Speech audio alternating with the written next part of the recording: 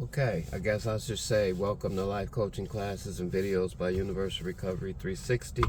I'm your host, Pernell Basin, and we are continuing our discussion under the guidelines of knowledge of self. When I first got to Florida, I came here straight from prison. I think I was on the street for about a month, staying with my mom's. She was down here. And then I went and got, I guess you could say help, but I went into the shelter system.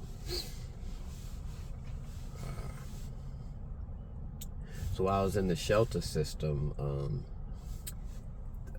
this other fellowship used to come in. And I met a young lady, and she had a really interesting story, and she was just like the most beautiful woman I'd seen since I got out of prison. We became friends. I think we really cared about each other. She used to always ask me, she used to always say, because she had a friend in Cuba that was an artist. I guess she went to Cuba traveling on the travels, and she had a friend out there that wanted to come to America, so she had a plan to marry him so he could get citizenship. But she did like him, I mean, enough to want to do that. I don't know if she was in love with him, but I know she really liked him. She liked his art. She was into art. She wanted to help. That's the kind of people I meet. And she was dating a doctor here. So, and I was like, just coming out of the program, just getting, like, still in like a halfway house, working way below budget, child support taking 67% of that, and she used to always ask me, right, if I thought you loved me, then why don't you want me?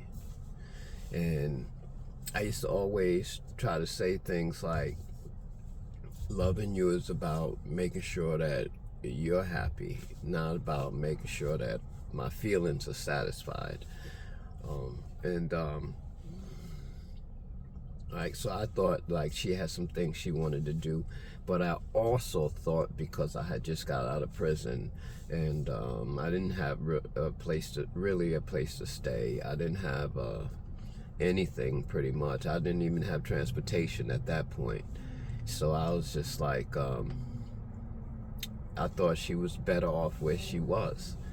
And I don't think she thought that, right? But back then, I wasn't always about me, right? It was just a selfish thing that happened. Like, conditions make you think a certain way. So I thought in the manner, what can I do for you? If you come with me right now, you're going to lose the benefits you got up with your boyfriend. You're going to lose your place. You're going to end up with me somewhere that's low budget, if that, right? So I just thought it was better that she stayed where she was, right? Because my opinion of like loving somebody is wanting them to be happy, right? But at the time, I didn't know, this from that.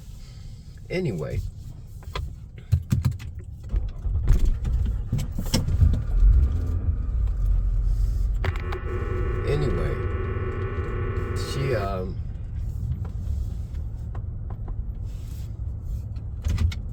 she moved out of the local area, and we were on Facebook.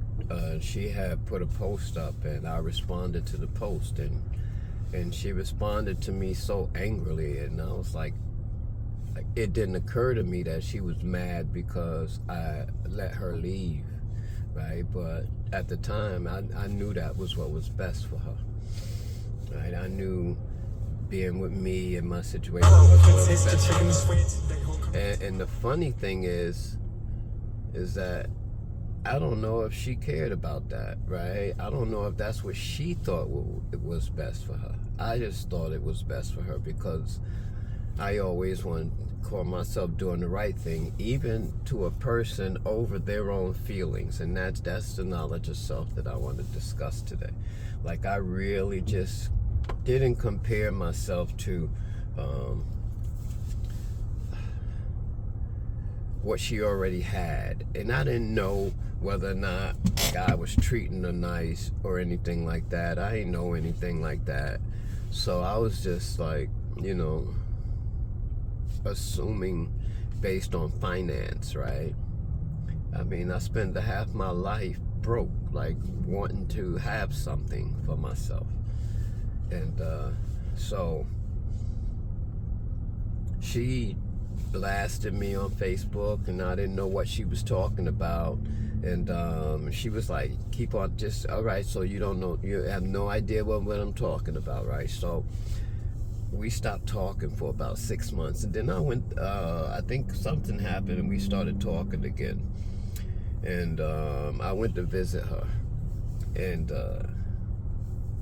she was moving from one place to another because I guess she had, I don't know if she broke up with the doctor or his ex-wife was coming back into the picture. It was something, right? So, but she had a guarantee situation where he was going to make sure that she had everything she needed. I think she was staying at one of his places, something like that. And she had to move. So she moved, got herself a job and everything, and she met somebody else, right? But before that happened, she came back to New York, and we were that close, right, to becoming more than friends. And she said, just say it. And I had no idea what she was talking about at the time. She kept saying, just say it. I mean, we were literally in each other's arms the whole 9 yards, and she was like, just say it. And that moment passed. And when she moved, again, we were talking online. She did something online, and I responded. She posted that she was pregnant, and I responded that was going to be a lucky child. And she blasted me again. And at that time, I wasn't thinking again that she was willing to sacrifice to be with me. I was just thinking that her being willing to sacrifice to be with me was going to change after a while. And I was going to end up being the reason she was angry all the time, because like I fucked her life up or some shit like that, because somewhere deep down inside I knew my life was going to be fucked up, or at least not enough to take care of her. And where that comes from, I have no fucking idea. But I tell you, it is very detrimental. It is very detrimental to me. That deep down somewhere, nothing fucking matters, right? And that's very scary, right? Especially for a person my age. I'm 59 years old. And I'm not old enough to retire. And I'm too old to work, right? I got sickle cell, so anything that I could do that most people my age are doing, I don't do anymore because I have sickle cell. So I can't do manageable things. But today I understand that even though I thought I was protecting her, I was being selfish. I was really, at the end of the day, I was really thinking about how I was going to hurt if I couldn't give her what she needed, right? It was always about me. It wasn't even about not being able to give her what she needed. It was about me being blamed for it. So no matter how I looked at it, I was protecting me, thinking I was protecting her. I still say I was right, but the problem is, right, today, I don't just do things because I think they're right, right? And I don't let, like, who I used to be control who I am today. Back then, I didn't know that that was still happening. I thought I understood myself enough to stop that from happening, but that shit was deep, right? So I realized today, right, that no matter how I feel, no matter what thoughts are going on in my head, at the end of the day, I make the final decision, and I probably would have made some very good ones, right? But I didn't have a condition to believe in good outcomes for myself. And I think besides my wife, I think that's the only person my wife was the only person that time slowed down. Like the first time I ever saw her, before I even saw her face, I like literally all I saw was a leg. I remember the leg coming around the corner, like the leg coming first, right? That's how much I felt her when she presented into my area.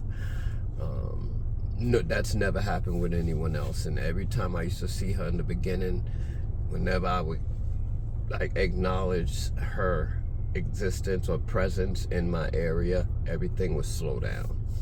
That has never happened to me with any other woman in my entire existence. But with this young lady, I think we really had the ability to be good friends, talk about anything, say anything to each other. I think we had all the qualifying things to make it work. And I think fear killed that. Do I think that would change the outcome of where I'm at right now? Of course, because my situations would have been different for the past, 10 years, because I think I met her the first year I got here. 10 years, 11 years, something like that. I think I would have went in a different direction. I don't know if my employment would have changed, if I would have traveled with her or anything like that. If my employment would have changed, then some things would have changed. But if my employment didn't change, I would have been we would have been good, right? And I don't know. I just wanted to discuss that because I know a lot of people don't understand why they make the decisions they make, but they always think that they're doing it to protect people. That's our number one priority, to protect others, right? And in doing so, we forget to protect ourselves. But the reality is, right, we feel like that the sacrifice we're making is so great and so big, but the truth is we only protecting our own self in the long run, right? We got a long-term protection plan going, right, rather than the short-term one, and that's the reality. So don't protect yourself by being selfish, right? And the only way you're going to know that the decisions you're making are selfish is if you actually open up within yourself enough to see the difference, right? Because today I can see the difference. Then I couldn't, right? Because I had been bad for so long, or what is considered bad for so long, right, in other people's eyes, that I started to believe it myself, right? And then believing that, I started foreseeing outcomes that might not have existed, if that makes sense.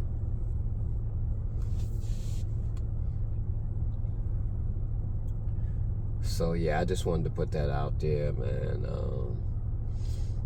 I think one day we'll be friends again. I haven't heard from her or seen her in a minute, but I think one day we'll be friends again. I think we'll be those old kindred spirits that would get on the phone, when we can barely walk and say the realest shit imaginable to each other. Alright, that's it for now. Thank you for watching. Subscribe. I know my videos, the way I shoot them, are not the standard issued what you used to. But again, like I don't get caught up in the dressings of the message. I just go with the message, and I do messages where I feel comfortable. And the one place that I am the most comfortable is in the car. You know, they say intelligent people rather be by themselves, and I found that to be true, but under a tendency of not